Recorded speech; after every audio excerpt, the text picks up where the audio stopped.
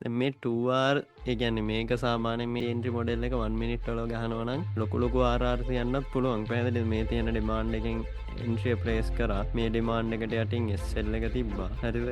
මෙතනින් මේ විදිහට දැන් කීයද? 1.7යි. 1.10ක් මේ විදිහට තියෙනවා RR එක. ඩොලර් හිතන්නකෝ 10ක් රිස්ක් කරනවා කියලා එක ට්‍රේඩ් එකකට ඩොලර් 1000ක account එක.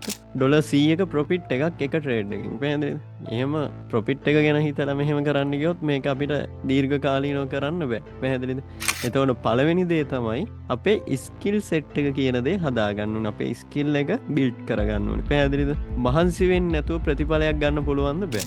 අංක 1 මම උගන්වන කන්සෙප්ට් එක ලංකාවේ කවුරුත් උගන්වන්නේ නැති SMC කන්සෙප්ට් එකක් තමයි මම උගන්වලා දෙන්නේ. එතකොට හරි පැහැදිලි ඔයාලට මම මේ උගන්වන දේවල් ඇප්ලයි කරන්න පුළුවන්. පැහැදිලිද? එතකොට මේක ඇවිල්ලා ක්‍රිප්ටෝ නෙමේ ඕනම මාකට් එකකට වැඩ කරනවා.